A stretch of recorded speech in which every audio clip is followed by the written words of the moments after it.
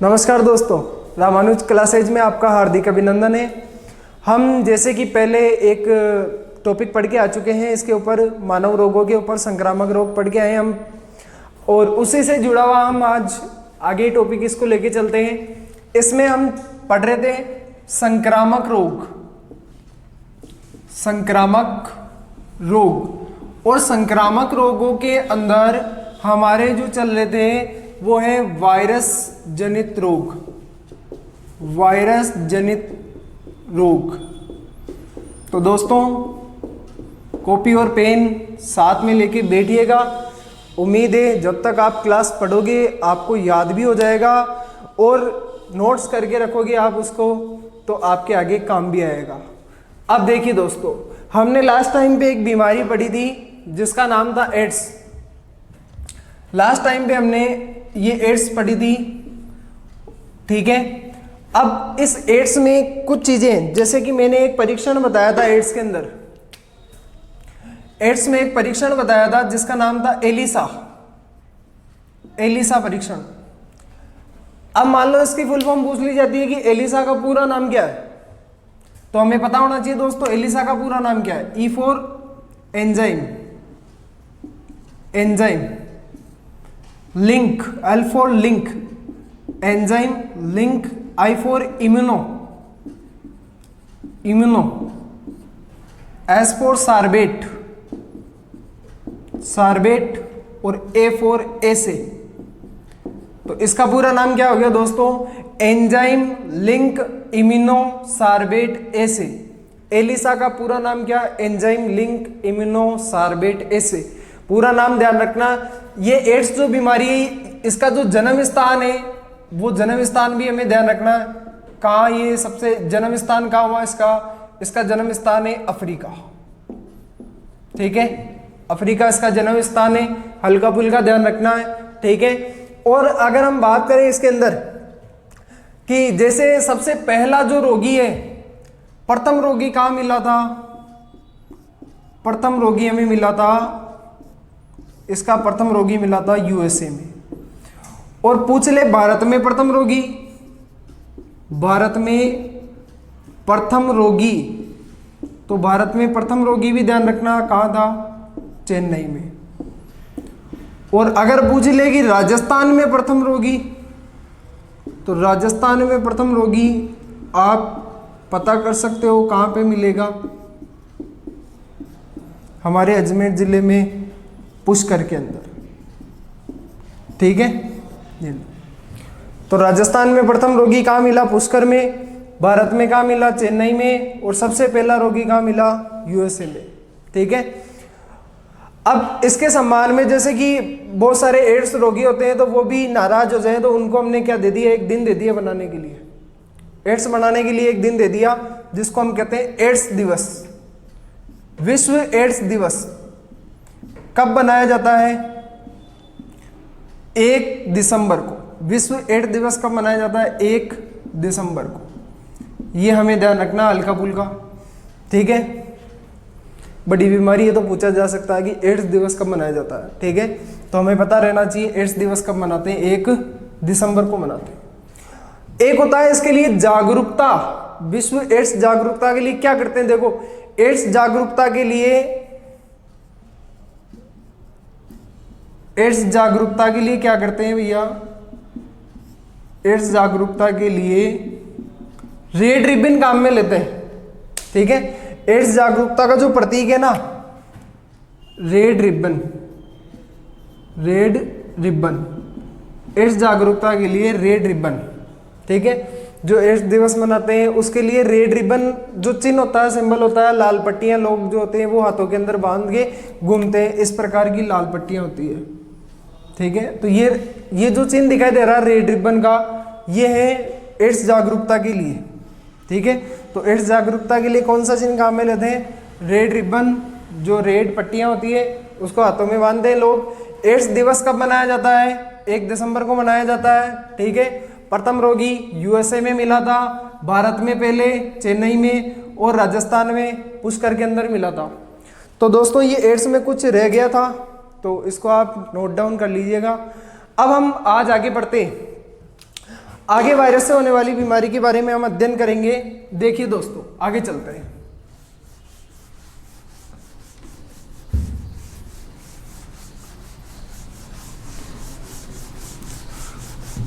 साथ में याद करते हुए जाइए, क्योंकि सब जब बहुत ज़्यादा बीमारियां हो जाएगी तो फिर हमें कंफ्यूजन होगी, याद नहीं रहेगा। तो इससे अच्छा है कि हम उनको साथ का साथ ही क्या कर लें, याद कर लें। अब देखो, हम बात करते हैं आज हेपेटाइटिस की। हेपेटाइटिस, ठीक है। ये जो बीमारी है इसके वायरस का नाम क्या है? हेपेटाइटिस, इसके वायरस का नाम क्या है? कौन से वायरस के कारण होती है? तो ये जो हेपेटाइटिस है ये खुद ही बता रही है कि इसके वायरस का नाम क्या है। इसके पहले दो अक्षर जो आ रहे हैं हिपे, उसको पकड़ लो, हिपेना। इसका वायरस क्या है? हिपेना वायरस। हिपेना वायरस के कारण होती है भैया ये हेपेटाइटिस। किस कारण होती है दोस्तों? हिपेना वायरस के कारण होती है। और ये जो हेपेटाइटिस है ना, ये हेपेटाइटिस 5 प्रकार के होते हैं, ठीक है। हेपेटाइटिस 5 प्रकार के होते हैं। हेपेटाइटिस 5 प्रकार के होते हैं। कौन कौन से? 5 प्रकार के कौन कौन से होते हैं हेपेटाइटिस? तो देखिए दोस्तों, एक तो हो जाएगा हमारे हेपेटाइटिस ए, हेपेटाइटिस ए। दूसरा हो जाएगा हेपेटाइटिस बी। तीसरी बीमारी हो जाएगी हेपेटाइटिस सी। फिर चौथी हो जाएगी हेपेटाइटिस डी। पांचवी हो जाएगी हेपेटाइटिस ई। ये हेपेटाइटिस ए जो है वो कौन से वायरस के कारण होती है? तो बिल्कुल सिंपल है, हेपेटाइटिस ए वायरस के कारण, ठीक है।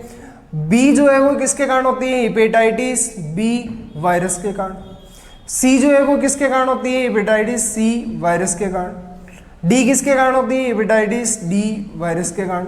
और ई हेपेटाइटिस ई वायरस के कारण, ठीक है। वायरस तो हिपेना ही रहेगा। तो ये 5 प्रकार की होगी हेपेटाइटिस। अब दोस्तों इसमें ध्यान रखिए, हेपेटाइटिस में जो सर्वाधिक प्रभावित अंग है, हेपेटाइटिस में सर्वाधिक प्रभावित अंग कौन सा होता है? सर्वाधिक प्रभावित अंग,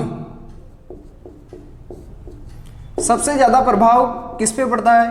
यकृत पे। यानी कि जो लीवर होता है उस लीवर पे सर्वाधिक प्रभाव पड़ता है इसका, हिपेना वायरस का। तो सर्वाधिक प्रभावित अंग कौन है? यकृत है, ठीक है दोस्तों। अब इसके बाद हम बात करें कि ये जो संक्रमण है हेपेटाइटिस का, वो संक्रमण किस प्रकार फैलता है। तो देखिए दोस्तों, संक्रमण के तरीके, किस प्रकार से संक्रमण फैलता है। तो जो हमारे एड्स में संक्रमण जैसे फैलता है उसी प्रकार से, यानी कि अगर कोई व्यक्ति संक्रमित सुई का उपयोग कर रहा है तो संक्रमित सुई से भी फैल सकता है, ठीक है। या संक्रमित रुधिर के आदान से भी फैल सकता है। किसी व्यक्ति को पहले से हेपेटाइटिस हो और फिर उसका रुधिर हमने ले लिया हो तो हमारे अंदर भी आ सकता है, तो उसको हम कहेंगे संक्रमित रुधिर आदान के द्वारा संक्रमण फैल सकता है। या किसी महिला को पहले से हेपेटाइटिस है, गर्भवती है, तो गर्भवती महिला से बच्चे में भी आ जाएगा ये, ठीक है। गर्भवती महिला से बच्चे में, गर्भवती महिला से बच्चे में आ जाएगा, ठीक है। या फिर क्या हो सकता है? असुरक्षित यौन संबंधों के द्वारा भी हो सकता है। असुरक्षित यौन संबंधों के द्वारा भी ये बीमारी फैल सकती है। जैसे हमारे एड्स होती है वैसे ही उसी प्रकार से असुरक्षित यौन संबंध, तो उस प्रकार से ये भी फैल सकती है, ठीक है। ये हो गए इसके संक्रमण के तरीके। हेपेटाइटिस 5 प्रकार का हिपेना वायरस के कारण होता है। सर्वाधिक प्रभावित अंग कौन सा है? इंपॉर्टेंट बात तो ये है, ठीक है, यकृत है। और इसमें भी दोस्तों अगर हेपेटाइटिस अगर किसी को हो जाता है तो सबसे जो घातक होते हैं ना, वो हेपेटाइटिस बी और सी, ये सर्वाधिक घातक होते हैं। सबसे ज्यादा डेंजर यही होते हैं, सर्वाधिक घातक। हेपेटाइटिस बी होता है, हेपेटाइटिस सी होता है सबसे ज्यादा घातक। तो ये हेपेटाइटिस था। अब बात करते हैं इसके जो लक्षण है वो क्या है। लक्षणों की बात करते हैं तो एक बार आप इसका स्क्रीनशॉट खींच लीजिए, उसके बाद बात करते हैं हम। हाँ तो दोस्तों अब देखो हेपेटाइटिस के हम लक्षणों की बात करते हैं। लक्षण क्या है, एक तो बता ही दिया, सबसे ज्यादा प्रभावित अंग कौन सा होगा, यकृत होगा। यकृत सबसे ज्यादा इसके अंदर प्रभावित होगा। साथ में इसके अलावा जो लक्षण है वो लगभग एड्स से मैच करते हैं लक्षणों की अगर हम बात करें, ठीक है। तो एक तो क्या हो जाएगा, इसमें लगातार बुखार रहेगी, लगातार बुखार। साथ में भार में क्या होगी, कमी, भार में कमी या वजन में कमी कह सकते हैं हम, ठीक है। इसके अलावा क्या होगा, प्रतिरक्षा तंत्र क्या हो जाएगा, कमजोर, प्रतिरक्षा तंत्र कमजोर। इसके अलावा शरीर के जो आंतरिक भाग है, शरीर के आंतरिक भागों से रक्त का स्राव होगा, शरीर के आंतरिक भागों से रक्त का स्राव होगा, यानी कि अंदर जो हमारी बॉडी के अंदर अंग है उनसे ब्लड निकलने लग जाएगा, ठीक है। तो आंतरिक भागों से रक्त का स्राव होगा, ये इसके लक्षण हो गए, ठीक है दोस्तों। अब एक बार इसका स्क्रीनशॉट खींच लीजिए और इसको साथ में याद करते हुए जाइए। प्रत्येक बीमारी के वायरस का नाम तो हमें याद रखना ही है, ठीक है। अगर कुछ हो ना हो, वायरस का नाम तो याद हमें रखना ही है। इसके अलावा तो बहुत सारी चीजें जो हमें याद ही रखनी है, ठीक है। तो एक बार आप इसका स्क्रीनशॉट खींच लीजिए, उसके बाद हम आगे चलते हैं।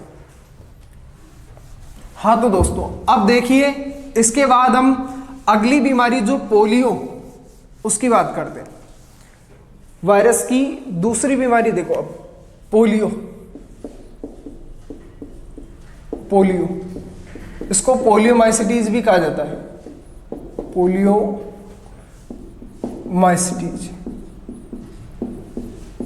ठीक है। अब इसके वायरस का नाम, ठीक है, बहुत ही सिंपल है। इसके वायरस का नाम, कौन से वायरस के कारण फैलती है पोलियो, बहुत सिंपल, पोलियो का पोलियो वायरस। लेकिन परीक्षा वाला इतना बेवकूफ नहीं है जो आपको ये पोलियो वायरस ऑप्शन में देगा। इसका मतलब साफ है, इस वायरस का अन्य नाम भी है आत्र वायरस। आंतों पे इफेक्ट डालता ही, इसलिए आत्र वायरस भी कहते हैं, ये भी ठीक है। इसके अलावा एक इसका जो सबसे ज्यादा प्रचलित नाम है वो है एंटेरो वायरस, एंटेरो वायरस। इस वायरस की सबसे बड़ी विशेषता ये है, सबसे छोटा वायरस है ये, सबसे छोटा वायरस। तो दो प्रश्न हमारे यहाँ पे बन जाते हैं। एंटेरो वायरस के कारण कौन सी बीमारी होती है, पोलियो होती है। सबसे छोटा वायरस कौन सा है, एंटेरो वायरस है।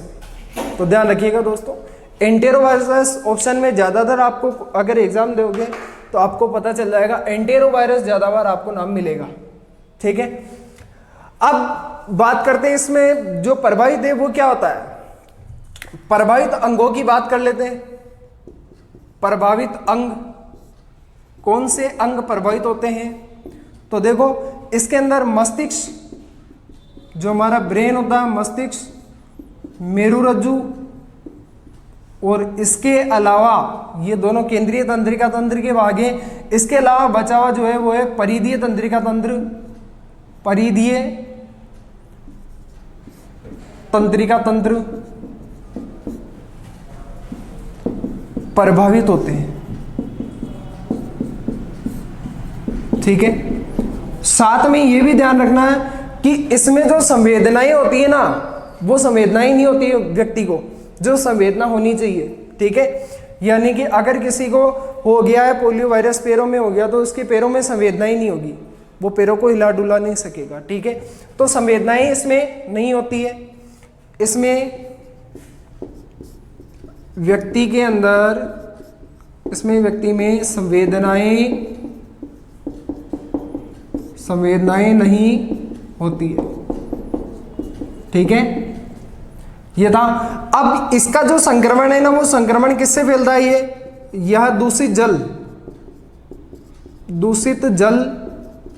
व दूषित भोजन के द्वारा फैलता है। दूषित जल और दूषित भोजन के द्वारा फैलता है। अब इसके अंदर देखो, इस वायरस के कारण व्यक्ति बहुत ज्यादा बीमार होने लग गए, तो फिर जो हमारा वर्ल्ड हेल्थ ऑर्गेनाइजेशन है यानी कि WHO, उसने क्या किया 1988 के अंदर एक कार्यक्रम चलाया जिसका नाम था PPP प्लस पोलियो अभियान। ठीक है, उसको पढ़ लेते हैं एक बार इसका स्क्रीनशॉट आप खींच लीजिए। हाँ तो दोस्तों अब देखिए, इसके बाद हम आगे चलते हैं। हम बात कर रहे हैं PPP की, यानी कि प्लस पोलियो अभियान। पोलियो, उसका उद्देश्य यही था कि प्रत्येक राष्ट्र क्या हो, पोलियो से मुक्त हो जाए। ठीक है, अब देखो PPP प्लस पोलियो अभियान, प्लस पोलियो अभियान। अब ये अभियान कब और किसके द्वारा चलाया गया था? ये चलाया गया था WHO के द्वारा 1988 में। यह अभियान 1988 में WHO वर्ल्ड हेल्थ ऑर्गेनाइजेशन के द्वारा चलाया गया। ठीक है, अब इस अभियान का उद्देश्य क्या था? फालतू में तो चलाया नहीं था। इसका उद्देश्य था कि वर्ष 2000 तक प्रत्येक राष्ट्र, यानी कि हर देश, प्रत्येक राष्ट्र पोलियो मुक्त घोषित हो, पोलियो मुक्त घोषित हो। ये इसका उद्देश्य था WHO का। ठीक है, 1988 में चलाया था पल्स पोलियो अभियान PPP 1988 में चलाया गया था, जिसका उद्देश्य क्या था कि 2000 तक प्रत्येक देश क्या हो जाए, पोलियो मुक्त राष्ट्र घोषित हो जाए। मतलब उसमें एक भी, उस देश के अंदर एक भी पोलियो का रोगी नहीं हो। लेकिन कमाल की बात यह है कि एक ऐसा देश था जो कि WHO ने जब ये अभियान चलाया था उससे पहले ही पोलियो मुक्त राष्ट्र घोषित हो गया। उस देश का नाम जानना तो दोस्तों बहुत ज्यादा आवश्यक है। ठीक है, ऐसा प्रश्न पूछा भी जा सकता है। इंपॉर्टेंट बात है कि जब अभियान 1988 में चला उससे पहले ही वो देश क्या हो चुका था, पोलियो मुक्त राष्ट्र घोषित हो चुका था। अभियान 1988 में चला तो इससे पहले आ जाते हैं 1987। इंपॉर्टेंट बात है, 1987 में क्यूबा पोलियो मुक्त राष्ट्र घोषित हो गया। पोलियो मुक्त राष्ट्र घोषित हो गया। ठीक है, 1987 के अंदर जो क्यूबा है, ये क्यूबा पोलियो मुक्त राष्ट्र घोषित हो गया। अब हम बाहर क्यों जाते हैं, हम बात करते हैं भारत की। भारत में ये अभियान 1988 में नहीं चला था। भारत में कब चलाया गया था? 1995 में। भारत में 1995 में यह अभियान चला।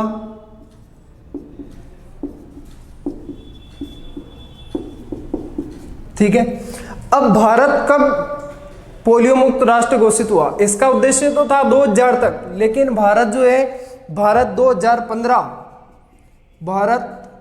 2015 में पोलियो मुक्त राष्ट्र घोषित हुआ। पोलियो मुक्त राष्ट्र घोषित हुआ। ये ध्यान रखना दोस्तों, ये इंपॉर्टेंट बातें हैं, आसानी से याद हो जाएगी। ठीक है, थोड़े बहुत सन है वो तो याद रखना ही है। ठीक है, अब एक बार आप इसका स्क्रीनशॉट खींच लीजिए, उसके बाद हम बात करते हैं इसके टीके की। हाँ तो दोस्तों देखिए, अब टीके की बात कर रहे हैं हम, यानी कि इस बीमारी को खत्म करना है तो टीका तो चाहिए। अब टीके की बात करें हम, देखो इसके दो टीके हैं। ठीक है, इसके दो टीके हैं, एक तो है IPV, एक है OPV। ठीक है, IPV का मतलब तो inactive polio vaccine, inactive polio vaccine. ठीक है, OPV का मतलब है oral polio vaccine, oral polio vaccine, ये तो आपने देखा होगा गली मोहल्लों में जो है ओरल पोलियो वैक्सीन पिलाने के लिए महिलाएं वगैरह जो आंगनवाड़ी से होते हैं वो आते हैं यहाँ पे। ओरल पोलियो वैक्सीन 2 बूंद जिंदगी की, ठीक है, तो वो होता है ओपीवी, ओरल पोलियो वैक्सीन, जो सीधा ही क्या होता है 2 बूंदे हमारे मुंह के अंदर, जो 5 साल से छोटे बच्चे होते हैं उनके मुंह में डाली जाती है डायरेक्ट। और एक होता है आईपीवी, इनएक्टिव पोलियो वैक्सीन, ये लिक्विड होता है ओरल पोलियो वैक्सीन, ठीक है दोस्तों। तो ये था हमारे पोलियो, ठीक है। आज की क्लास में इतना ही, इसके आगे हम और अध्ययन करेंगे। आपको जैसा भी लगा हो प्लीज़ वीडियो में कमेंट करके बताइएगा। आज के लिए इतना ही, धन्यवाद।